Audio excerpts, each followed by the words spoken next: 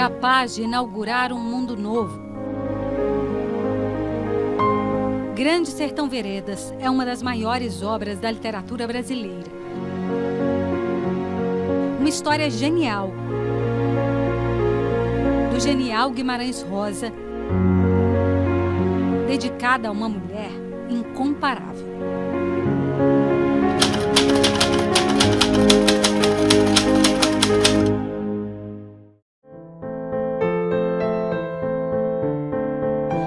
Nem o premiado escritor conseguiria imaginar uma heroína com a coragem de Aracy. Ela foi muito mais do que a mulher de Guimarães Rosa. Para muita gente, foi a linha tênue entre a vida e a morte.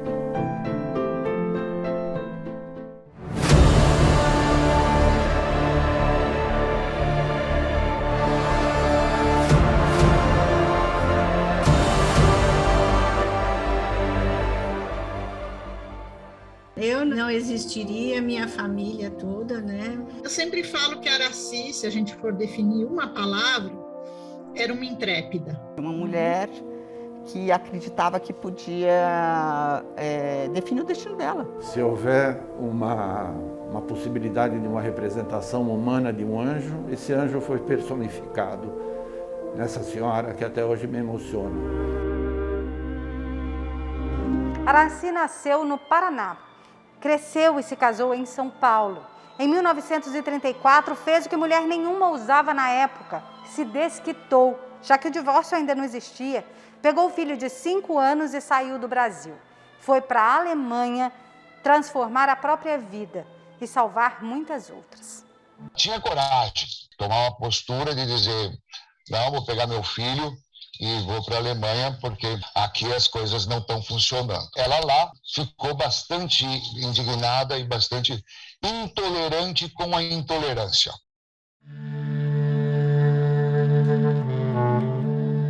Aracy Moebius de Carvalho Guimarães Rosa nasceu em 20 de abril de 1908, no mesmo dia em que Adolf Hitler completou 19 anos. Com a origem alemã da mãe, aprendeu vários idiomas, especialmente o alemão, e conseguiu emprego como funcionária do consulado brasileiro em Hamburgo. Enquanto Hitler se preparava para semear o ódio e assassinar judeus, ela enganou a diplomacia de Getúlio Vargas para salvar homens e mulheres condenados ao trabalho escravo e à morte. Como funcionária do consulado brasileiro em Hamburgo, Aracy alterava documentos para dar vistos aos que queriam fugir do regime nazista. Ela recebeu falsos atestados de residência em Hamburgo e, com isso, conseguia a emissão de passaportes sem o carimbo da letra J, que os alemães usavam para identificar os judeus. Tinha uns jovens e um dos jovens, eu lembro que perguntou assim, mas por que nós? Por que você ajudou os judeus? E aí ela responde, porque todos somos irmãos, né? E porque, na verdade, quem estava precisando mais naquele momento eram eles. Né? Aracy deu aos judeus esperança e a chance de conseguir vistos para o Brasil, cruzar o mundo para fugir da perseguição nazista na Segunda Guerra Mundial. O antissemitismo é uma doença que existe na humanidade há milhares de anos. Isso existia na Alemanha. Apesar dos judeus viverem na Alemanha há mais de 600 anos, o povo era antissemita. O Hitler, para chegar ao poder, ele precisava unir o povo alemão em volta de algumas mentiras. Hoje em dia a gente fala fake news. E uma dessas mentiras era que os judeus trabalhavam contra a Alemanha. Hitler dizia que a Alemanha perdeu a Primeira Guerra Mundial porque os judeus dentro da Alemanha se uniram aos judeus fora da Alemanha para fazer essa derrota. Quer dizer, ele não assumiu que a derrota foi da própria Alemanha. E ele foi criando narrativas, fake news e mentiras, onde ele foi unindo o povo alemão em volta da causa dele. E a causa dele era transformar a Alemanha num grande país, conquistar o resto da Europa. Ele dizia que o alemão era uma raça superior, né? Os alemães eram superiores, os arianos eram superiores aos outros povos, e nessa escala racial que ele criou, nessa mentira que ele criou, os judeus eram a última escala. Com o passar dos anos, as perseguições foram se tornando cada vez piores.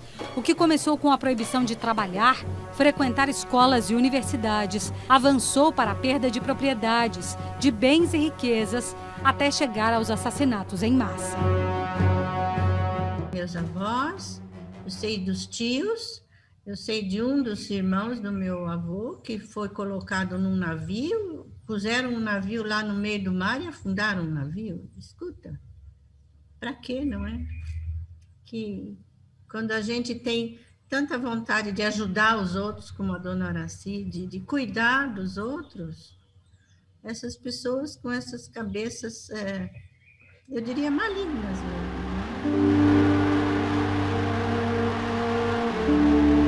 E aqueles que não saíram, todos morreram. Então, nas listas de encaminhamento para campo de concentração, existem vários nomes de tios, de primos da família do meu pai, que não saíram, ou porque não conseguiram, ou porque acharam que não precisava sair, que as coisas iam melhorar. Isso era o negacionismo da situação da época, né? Que havia muito isso. Achavam que isso era passageiro e que iria melhorar. E não melhorou. Todos, ninguém sobrou, todos morreram.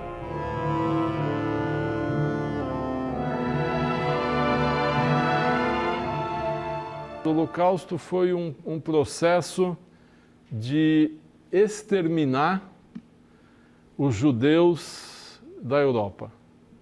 Eles conseguiram atingir com metade disso. Existiam 12 milhões de judeus na Europa na época, os nazistas conseguiram matar 6 milhões. Os livros de escritores judeus eram queimados, as obras de arte de pintores judeus eram destruídas, as músicas de compositores judeus eram destruídas. Hitler queria eliminar os judeus da sociedade alemã, que começaram fuzilando as pessoas, né? Eles eram reunidos numa praça, levados para a floresta, os homens eram obrigados a cavar covas coletivas e ali eram fuzilados um por um.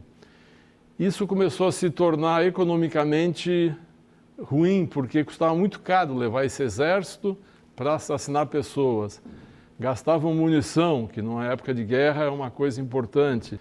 Aí eles desenvolveram as primeiras câmeras de gás, que eram o motor a diesel com o escapamento para dentro de um caminhão-baú ou para dentro de uma sala, botar as pessoas lá dentro para elas morrerem inalando esse gás. Isso também não funcionou, porque o óleo diesel na época de guerra era muito importante para os tanques, para os aviões, então estavam gastando muito combustível. Até que uma indústria química alemã desenvolveu o Zyklon B, e aí então esse gás funcionava com mais efetividade, conseguiram desenvolver esse gás para que em 20 minutos pudesse matar 5.000 pessoas dentro de uma câmara de gás. Quando essas câmeras de gás com esse produto químico começaram a funcionar para matar 5, 10 mil pessoas em poucas horas, surgiu outro problema que era se livrar dos corpos. E aí então chegaram nos fornos crematórios. Então foi um processo de aprendizado dos próprios alemães como executar o extermínio de 12 milhões de pessoas.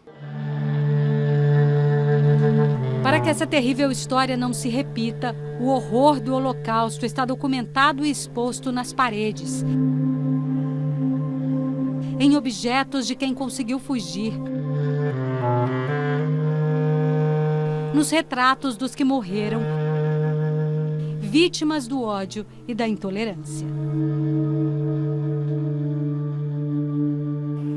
O que as fotos retratam não é um passado distante. É lembrança viva para aqueles que perderam suas famílias, seus endereços, seus direitos. Entre 1933 e 1945, 6 milhões de judeus foram assassinados. O Memorial do Holocausto em São Paulo existe para que crimes como esse nunca mais voltem a acontecer. Ninguém pode esquecer isso. Isso tem que ser lembrado eternamente. E eu sei que tem pessoas que dizem, não, isso não aconteceu. É incrível, como é que não enxergam, não é? Aconteceu sim, aconteceram coisas terríveis que essas pessoas talvez não gostassem que acontecessem para a família deles, não é? Num país à beira da guerra, num cenário de medo e morte, uma mulher sozinha, com um filho pequeno, abriu portas quando todas as outras eram fechadas. É o que confirmam as pesquisas da historiadora Mônica Spum, autora do livro Justa. Ninguém queria os refugiados judeus. As restrições existiam nos Estados Unidos, no Canadá, na Austrália, na Inglaterra. Os países anteriormente democráticos da Europa foram rapidamente ocupados. Então, o Brasil não estava fugindo à regra. No Brasil também existiam restrições. O governo de Getúlio Vargas era antissemita, era integralista. Eles queriam entrar a favor da Alemanha na guerra. Não entraram por jogos diplomáticos dos Estados Unidos, que então forçaram o Brasil a entrar a favor dos aliados. Então, o Getúlio Vargas não queria receber os judeus. Existiam documentos que depois foram descobertos, que eram chamados documentos secretos, onde era proibido dar vistos para judeus para que eles entrassem no Brasil. Tem gente que consegue, enfim, que arrisca estimar quantas pessoas ela pode ter salvado ou ajudado. Como a Aracy não assinava os vistos, ela estava numa posição subordinada da hierarquia, ela só atendia as pessoas no balcão e preparava os dossiês, mas a assinatura era do cônsul. E, na ausência do cônsul, do vice-cônsul, que durante a maior parte do período em que ela trabalhou ali foi o Guimarães Rosa, que se tornou depois o marido dela, que eles se conheceram ali em Hamburgo. Solicitantes de visto, ela era a pessoa de contato, porque era ela que tramitava os dossiês, que falava, precisa de tal papel, falta tal papel, e que tramitava os vistos. Como que ela cuidava de todos os vistos e tal, então era aquele monte de papelada, um monte de coisa, ela se dava um jeito de passar, punha por baixo. Enfim, dava um jeito dele assinar, porque a maioria absoluta dos passaportes foi assinado por ele, alguns pelo vovô Joãozinho, mas por ele. E ela, de alguma forma, lá, mas muito provavelmente pela quantidade de material, ela dava um jeito, e provavelmente a confiança que ele tinha nela, enfim, né? Ela certamente desobedeceu às ordens do Brasil, do Itamaraty, do consulado, e isto foi o que acabou ajudando dezenas de pessoas a estarem aqui, estarem no mundo, estarem vivas. Há o relato também que ela chegou a levar no porta-malas do carro um cidadão judeu até a fronteira da Dinamarca. Ele teria escapado para o país vizinho graças à placa do Corpo Consular Brasileiro. No carro dela, atrás, escondido, tinha uns tapetes em cima para a Dinamarca, para divisa. Para a fronteira. Para a fronteira, que era exatamente porque ele estava sendo procurado pela Gestapo, enfim. E ela usou muito bem e era realmente uma das primeiras mulheres, né? E lá o vovô Joãozinho, depois que começaram a namorar, também tinha um carro, mas aí fala que ele detestava dirigir, então só ela que dirigia. Entre 1938 e 1942, no início da carreira diplomática, Guimarães Rosa assumiu o posto de cônsul adjunto do Brasil em Hamburgo. Foi assim que Aracy o conheceu e se tornou sua futura esposa. Existem indícios de que ele a teria ajudado na arriscada missão de salvar os judeus do Holocausto. O casal ficou na Alemanha até 1942, quando o Brasil rompeu as relações com os alemães. Enquanto Hitler ficou marcado no passado por causar mortes, destruir o presente, Aracy permitiu que o futuro existisse, que a vida se renovasse. No próximo bloco, você vai conhecer a história de quem só sobreviveu ao nazismo porque encontrou Aracy. Eu não existiria, minha família toda, né? Ela salvou centenas de pessoas. Ela realmente é uma grande heroína que o Brasil tem que se orgulhar dela.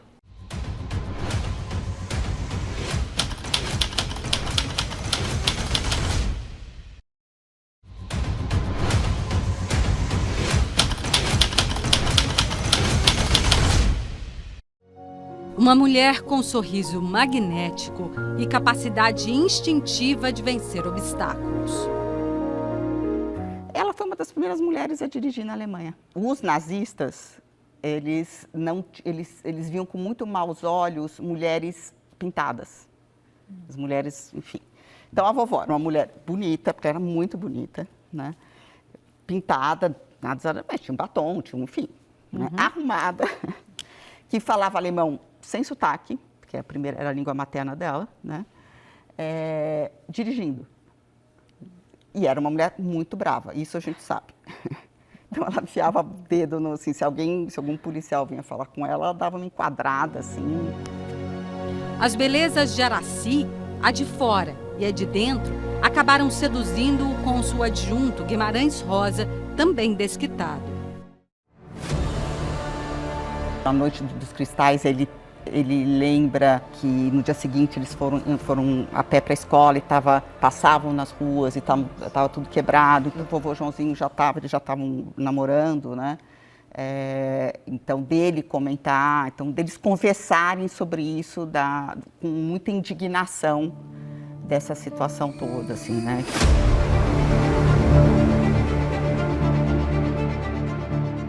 A noite de 9 de novembro de 1938 entrou para a história. Nazistas destruíram milhares de sinagogas, casas e lojas de propriedades de judeus. As vitrines foram quebradas e os cacos espalhados pelas ruas tornaram um episódio conhecido como a Noite dos Cristais. Um jovem que fazia casacos e amigos por onde passava foi avisado com antecedência e conseguiu sobreviver.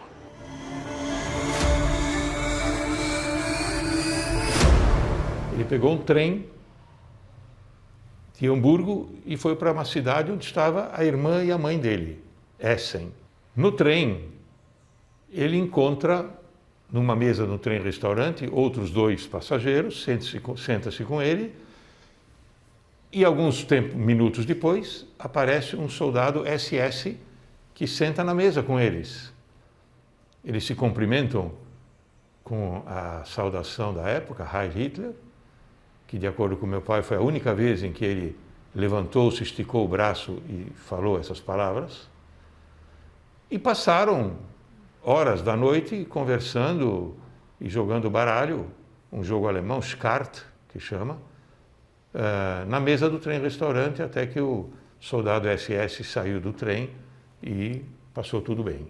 Na manhã seguinte, ele voltou para casa, para Hamburgo. E os vizinhos perguntaram a ele o que aconteceu, porque a polícia veio aqui para buscá-lo. Então era verdade, ele iria ser preso e só não foi porque conseguiu sair da cidade. Foi ali, naquele instante, em que ele decidiu que ele não podia mais continuar ali. Karl Franken era filho de um herói alemão condecorado, morto na Primeira Guerra Mundial. As contradições da humanidade, né? É uma coisa incrível. Porque o pai do meu pai, quer dizer, meu avô, ele em 1914 foi convocado como soldado alemão na Primeira Guerra para a invasão da França. O judeu alemão, ele era extremamente patriota alemão. Lutou em Verdun, onde ele caiu em 1916. Em 1935, a esposa dele, a minha avó, a viúva, Auguste Franken, ela recebe, em nome do Führer, isso que é o chocante, em nome do Führer, uma homenagem às viúvas de guerra e ganha a Cruz de Ferro. 3 anos depois, 1938, a família do herói alemão caído em guerra em nome da Alemanha tem que fugir da Alemanha, porque senão eles mesmos seriam mortos nos campos de concentração. Karl bateu nas portas de vários consulados pedindo socorro. No consulado brasileiro, Aracy estendeu as mãos. Foi quem carimbou o visto, inclusive no visto tem a letra dela de acordo com a lei não sei quanto, permitindo a entrada no Brasil. Havia o J nos passaportes, que caracterizavam o judeu. E qualquer coisa relacionada a sair da Alemanha com o J era dificultado, porque a intenção não era de que eles saíssem, certo? Então ela colou estampilhas em cima do J, o que facilitou a entrada como turista. Então ela anotou o visto de turista, a letra é dela, só a assinatura é do cônsul, e ela cobriu o J para que o meu pai, como judeu, não aparecesse dessa forma. O violinista Hans Rochfeld só conseguiu tocar ao lado da filha brasileira porque cruzou os caminhos de Aracy. Meu pai veio da Alemanha com um amigo dele. Os dois receberam o benefício da dona Aracy no passaporte. Ele e o senhor Horst Brauer vieram juntos. Quando eles ficaram sabendo que dona Aracy já estava no Brasil, lá no Rio de Janeiro, eles mandaram um buquê de rosas para ela, com um cartãozinho. Esse cartãozinho está agora no acervo da dona Aracy aqui na USP. A bela funcionária brasileira também salvou do Holocausto uma linda alemã, Margarete. Nascia ali uma amizade que atravessou as fronteiras e o tempo. Então, a dona Margarida também, história bem clássica de lá, de saber que em Hamburgo tinha uma pessoa, mulher que ajudava. Ela entrou em contato. Na época que acho que a dona Margarida estava vindo para cá, eles estavam prendendo, levando para os campos os homens. Então, por exemplo, o marido dela, que é o Hugo, já estava sendo um pouco, entre aspas, perseguido. Ela colocou o carro dela, do consulado, na porta da casa da dona Margarida e do Hugo Levi, à disposição, porque caso houvesse percebesse que tivesse algum movimento de ir lá prendê-lo, para ela já ter um carro à disposição do consulado. E ela levou a dona Margarida, os dois, para o navio, subiu no navio. A dona Margarida, isso conta que ela escondeu, porque as joias, ela deu joias para a vovó, e a vovó escondeu no vaso sanitário. Só saiu do navio quando já estavam tirando a ponte, para ter certeza que ninguém ia ir lá para tirá-los, né? Se reencontraram aqui e elas eram amigas. A vontade da amiga alemã de homenagear a brasileira foi parar em Israel. Lá, Aracy recebeu o título de justa entre as nações. O título de justa tem uma raiz, quando foi escolhido, que vem do Talmud, que é um livro muito estudado pelos judeus religiosos, né? E no Talmud se diz, e essa é a frase que origina o título de justa, que quem salva uma vida salva a humanidade. Então, não tem a mínima importância, nesse caso, quantas pessoas ela salvou. Bastava salvar uma, já era bastante.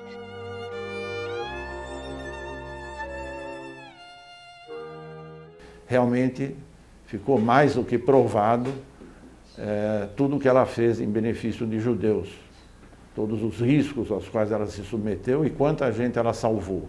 E ela é a primeira brasileira que foi inscrita lá.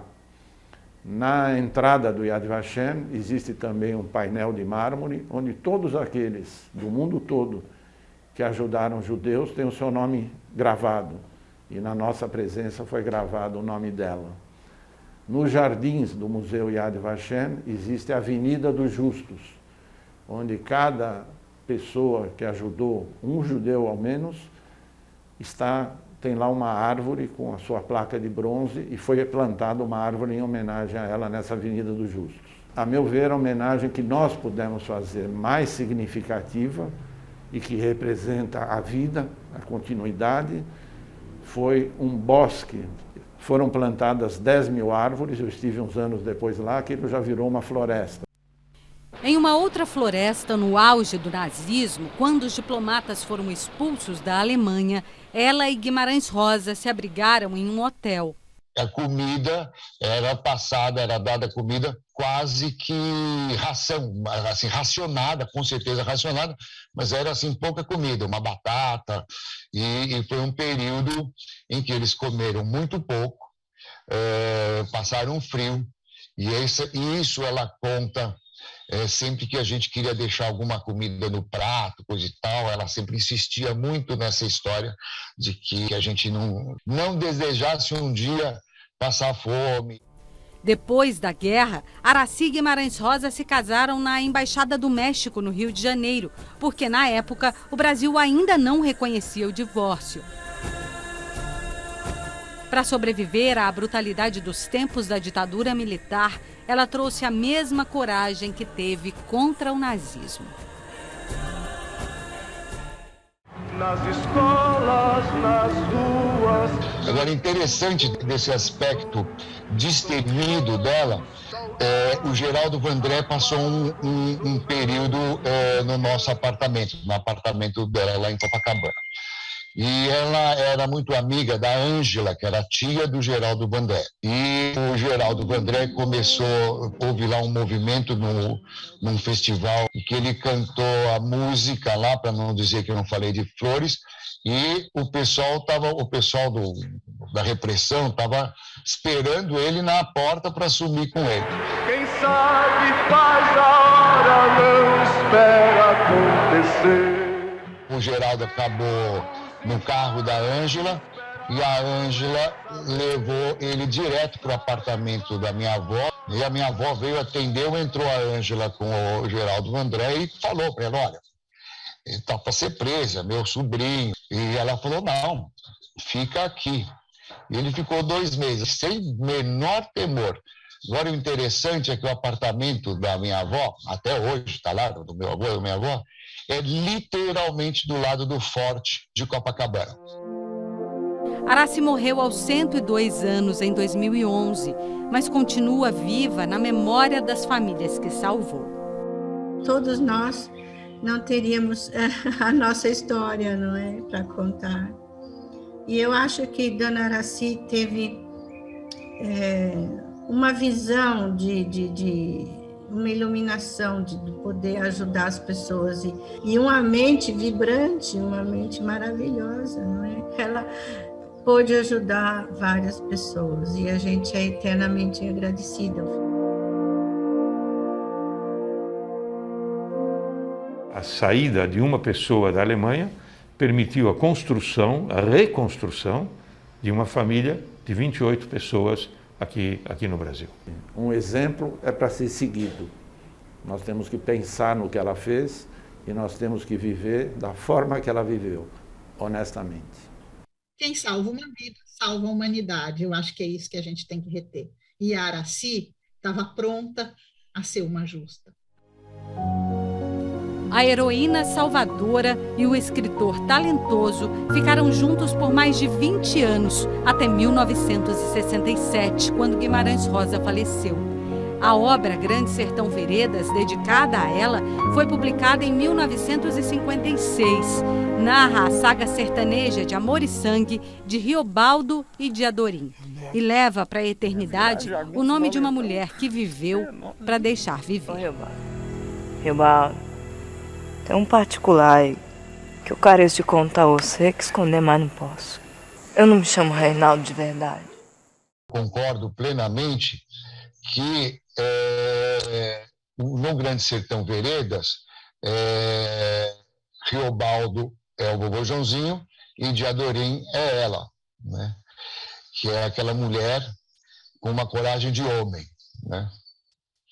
E que tem uma paixão gigante do Riobaldo pelo de Adorim, e ele só descobre que ela é mulher. Bom, eu não vou contar o fim.